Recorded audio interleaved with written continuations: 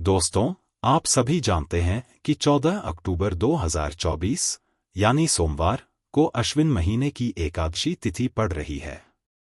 यह वही एकादशी तिथि है जो अश्विन महीने में पड़ने वाली सबसे महत्वपूर्ण तिथि मानी जाती है, क्योंकि यह सोमवार के दिन आ रही है और इसका बहुत बड़ा और विशेष महत्व है। इसी दिन एकादशी का व्रत भी रखा जाएगा। पूज्य गुरु जी ने कहा है कि यदि अश्विन महीने की एकादशी तिथि सोमवार को पड़ जाए तो आपको 11 चावल के दानों का उपाय अवश्य करना चाहिए। यह संयोग बहुत कम होता है। गुरु जी ने अपनी शिव पुराण कथा में भी बताया है कि इस दिन 11 चावल के दानों का उपाय अवश्य करना चाहिए, क्योंकि ऐसा शुभ दिन पूरे साल में सिर्फ एक बार आता है। दोस्तों, आप सभी जानते हैं कि सोमवार एकादशी का सबसे बड़ा उपाय 11 चावल के दानों का उपाय है। इसलिए इस सोमवार को आपको यह उपाय अवश्य करना चाहिए। बहुत से लोग होंगे जिन्होंने इस पूरे साल यह उपाय नहीं किया होगा, लेकिन आपके पास 14 अक्टूबर का आखिरी मौका है। चाहे आपने पूरे साल यह उपाय न किया हो, लेकिन अगर आपने इस अश्विन महीने के सोमवार को यह उपाय कर लिया तो आपको इसका फल जरूर मिलेगा, जैसा आपने कभी कल्पना भी नहीं की होगी। इसलिए इस मौके को हाथ से जाने न दें और इस उपाय का फल प्राप्त करें। पंडित जी ने अपनी हाल ही की श्री शिव महापुराण कथा में इस उपाय का जिक्र किया है, जिसे हम आपको इस वीडियो में समझाने वाले हैं। इस वीडियो को देखने के बाद आपको इस उपाय को समझने के लिए किसी और वीडियो की जरूरत नहीं पड़ेगी। देखा गया है कि बड़े बड़े अनुष्ठानों से भी जो मनोकामनाएं पूरी नहीं होती, वे अश्विन महीने के सोमवार को इस छोटे से उपाय से पूरी हो जाती हैं। कई लोगों ने इस उपाय को किया है और उन्हें इसका फल भी मिला है। अगर आप भी यह उपाय करना चाहते हैं तो इसे पहले अच्छे से समझ लें और फिर करें। आपको इसका फल जरूर मिलेगा। यदि आपके घर में कोई दुख या समस्या चल रही हो और आपको उसका कारण ना पता हो, जैसे पितृदोष या मंगल दोष, तो इस दिन यह उपाय करना बहुत लाभकारी हो सकता है। यह एक ऐसा उपाय है जिसे विशेष दिन पर करने से उस दिन का विशेष फल अवश्य मिलता है। साथ ही यह उपाय करने से बहुत जल्दी फल प्राप्त होता है, क्योंकि आप इसे एक बहुत ही शुभ और विशेष दिन पर कर रहे हैं। अब हम इस उपाय के बारे में विस्तार से बताएंगे, लेकिन उससे पहले यह जानना जरूरी है कि यह उपाय किस समय, किसको और कैसे करना है। अगर आप हमारे चैनल पर पहली बार आए हैं या मेरी आवाज पहली बार सुन रहे हैं, तो कृपया चैनल को सब्सक्राइब करें और इस वीडियो को लाइक करें। कमेंट बॉक्स में श्री शिवाय नमस्तुभ्यम और ओम नमः शिवाय जरूर टाइप करें। इस वीडियो में आपको 11 चावल के दानों का उपाय किस समय, किस स्थान पर और कैसे करना है, इन सभी सवालों के जवाब मिल जाएंगे। इस वीडियो को देखने वाले हर व्यक्ति को यह उपाय अवश्य करना चाहिए, क्योंकि इस दिन 11 चावल के दानों का बहुत ही विशेष महत्व होता है। बड़ा और विशेष महत्व होता है, और जब बात 11 चावल के दानों की आती है तो यह सोने पर सुहागा जैसी बात हो जाती है। यह एक बहुत ही महत्वपूर्ण उपाय बन जाता है, खासकर सोमवार एकादशी के दिन। अब दोस्तों, इस 11 चावल के दानों वाले उपाय को आखिर करना किसे है, यह सबसे पहले समझ लेते हैं।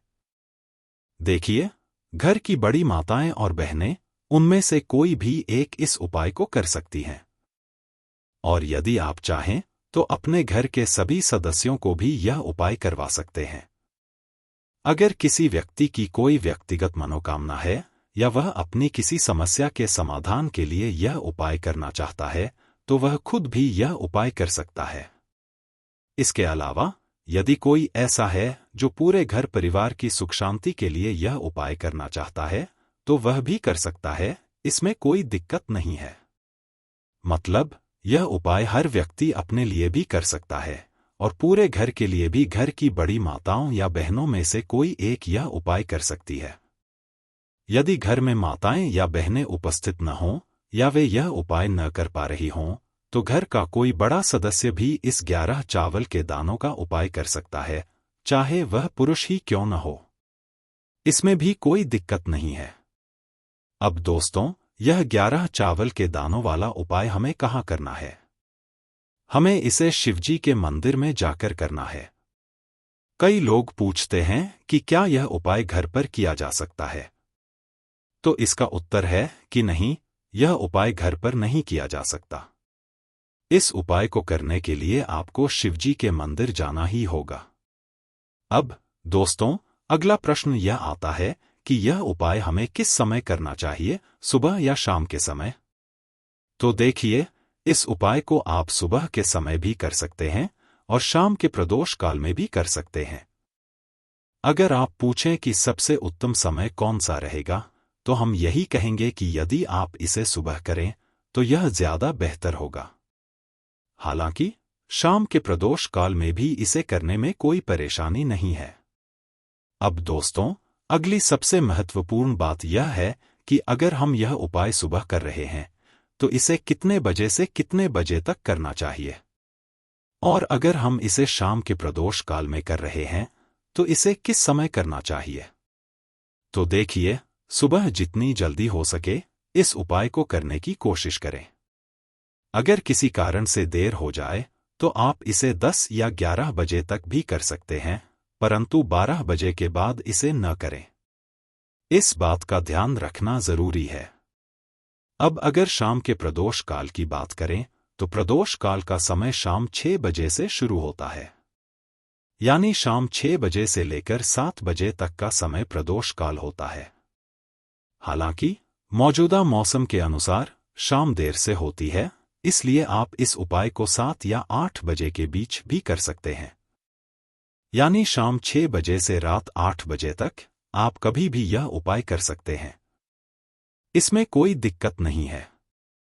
अब दोस्तों, यहाँ पर एक और महत्वपूर्ण प्रश्न यह उठता है कि हमें ये 11 चावल के दाने कहाँ से लेने हैं और इस उपाय के साथ हमें कौन कौन सी अन्य सामग्री शिवजी के मंदिर लेकर जानी है।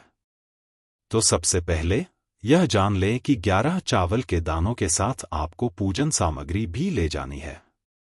सिर्फ 11 चावल के दाने लेकर शिवजी के मंदिर न जाएं, क्योंकि हमें भगवान के सामने यह नहीं दर्शाना चाहिए कि हम केवल अपने फायदे के लिए मंदिर आए हैं। इसलिए 11 चावल के दानों के साथ साथ अन्य पूजन सामग्री भी शिवजी के मंदिर लेकर अवश्य जाएं। देखिए, अगर आप सुबह के समय यह उपाय कर रहे हैं तो 1 लोटा जल साथ ले जाना जरूरी है। यदि मिट्टी का जल हो तो यह बहुत अच्छा रहेगा। मिट्टी का जल कैसे बनाया जाता है, इसके लिए हमने पहले से कई वीडियो बनाई हैं। 14 अक्टूबर को आपके पास मिट्टी का जल शिवजी पर चढ़ाने का आखिरी मौका होगा और इस दिन आपको इस उपाय का बहुत बड़ा फल मिलेगा। इसलिए यदि संभव हो तो मिट्टी का जल जरूर चढ़ाएं, और अगर मिट्टी का जल नहीं हो तो घर का जल भी इस्तेमाल कर सकते हैं। इसके अलावा जो भी पूजन सामग्री आप लेकर जाना चाहें वह अलग रहेगी। 11 चावल के दाने इस सामग्री से अलग रहेंगे। पूजन सामग्री में आप जो भी वस्तुएं लेकर जाना चाहें वह ले जा सकते हैं, इसमें कोई समस्या नहीं है। अब शाम के समय की बात करें तो शिवजी पर जल नहीं चढ़ता है, इसलिए शाम के समय एक दीपक तैयार करें जिसमें गोल बत्ती हो, आटे से बना दीपक हो और उसमें शुद्ध देसी गाय का घी हो। ध्यान रखें कि इस दीपक को घर से जलाकर न ले जाएं, बल्कि शिवजी के मंदिर में जाकर ही जलाएं। अब दोस्तों, यह समझना जरूरी है कि ये 11 चावल के दाने हमें कहाँ से लेने हैं। क्या हमें इन्हें दुकान से लाना है या अपने घर से? और कौन से चावल लेने चाहिए? देखिए, इस उपाय में यह मायने नहीं रखता कि चावल बासमती हैं या साधारण। बस चावल साबुत होना चाहिए, टूटा हुआ या कटापिटा नहीं होना चाहिए। इसका ध्यान जरूर रखें। बाकी आपके घर में जो भी चावल हैं उनमें से आप एक मुट्ठी चावल निकाल सकते हैं। इनमें से 11 साबुत दाने निकालें जो टूटे हुए या कटे पिटे न हों, जिनमें कोई दाग न हो। इन 11 चावल के दानों को आप एक कागज की पुड़िया में या किसी छोटी कटोरी में सुरक्षित रखें ताकि ये इधर उधर न हों। अब जब आपका 11 चावल के दानों का उपाय तैयार हो जाए, तब सुबह के समय कर रहे हैं तो 1 लोटा जल और पूजन सामग्री की तैयारी कर लें। अगर आप शाम के समय जा रहे हैं तो दीपक की तैयारी कर लें। उपाय करते समय शुद्धता का विशेष ध्यान रखें। सुबह सुबह स्नान करके ही उपाय करें। अगर शाम के समय कर रहे हैं तो स्नान की जरूरत नहीं है, लेकिन शुद्धता का ध्यान रखना आवश्यक है। आप हाथ मुंह धोकर भी यह उपाय शाम के प्रदोष काल में कर सकते हैं। तो दोस्तों, अपनी सारी सामग्री तैयार करके अपने निकट के शिव मंदिर में जाकर यह उपाय करें। सबसे पहले शिव मंदिर पहुंचने पर सीधे उपाय नहीं करना है। पहले भगवान शिव के दर्शन करें और उनसे आशीर्वाद प्राप्त करें। फिर शिवलिंग के पास जाएं। यदि आप सुबह गए हैं तो जो भी पूजन सामग्री आप लेकर आए हैं, जैसे 1 लोटा जल, वह भगवान शिव को चढ़ाएं।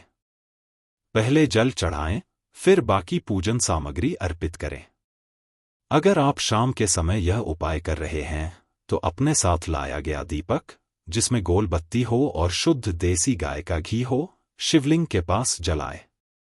ध्यान रखें कि दीपक को मंदिर में ही जलाएं, घर से जलाकर न लाएं। दीपक को शिवलिंग के पास अधिक न रखें ताकि ज्यादा गर्मी न लगे। जब आपकी पूजा अर्चना पूरी हो जाए और आप भगवान शिव को प्रसन्न कर लें, तब शिवलिंग के पास बैठें। वहां पर अपने 11 चावल के दाने निकालकर अपने सामने रखें। ध्यान रखें कि यह उपाय सीधे हाथ की हथेली से करना है, इसलिए इसे विशेष रूप से ध्यान में रखें। अब अपनी कागज की पुड़िया खोलें या कटोरी सामने रखें और 11 चावल के साबुत दाने निकाल लें। शिवलिंग के सामने बैठे हुए एक एक करके चावल के दानों को शिवलिंग पर चढ़ाएं। हर चावल का दाना चढ़ाते समय श्री शिवाय नमस्तुभ्यम मंत्र का जाप करें। पहले चावल का दाना उठाएं, श्री शिवाय नमस्तुभ्यम बोलें और उसे शिवलिंग पर चढ़ा दें। इसी प्रकार दूसरे चावल का दाना उठाएं, मंत्र बोलें और शिवलिंग पर चढ़ाएं। इस क्रम को 11 बार दोहराएं, प्रत्येक दाने के लिए वही मंत्र बोलते रहें। जब आप आखिरी चावल का दाना चढ़ाने वाले होंगे, तब उसी समय अपनी मनोकामना भगवान शिव से कहें। आखिरी चावल का दाना चढ़ाते समय श्री शिवाय नमस्तुभ्यम मंत्र बोलकर अपनी मनोकामना भगवान शिव को अर्पित करें। जब 11 चावल के दाने शिवलिंग पर चढ़ा देते हैं, तो उसके बाद भगवान से अपनी मनोकामना पूरी करने की प्रार्थना करें। इसके बाद आप भगवान शिव के मंत्र का जाप कम से कम 2 मिनट तक करें। मंत्र जाप करने के बाद भगवान शिव से फिर से प्रार्थना करें अपनी इच्छाओं और दुखों के समाधान के लिए। अंत में भगवान के दर्शन करके उनसे आशीर्वाद लें और मंदिर से बाहर जाएं। इस प्रकार आपका यह उपाय पूरा हो जाता है। ध्यान रखें, जो भी व्यक्ति इस 11 चावल के दाने वाले उपाय को सही तरीके से करता है, उसकी मनोकामना निश्चित रूप से जल्दी ही पूरी होगी और उसके सारे दुख और परेशानियां दूर हो जाएंगी।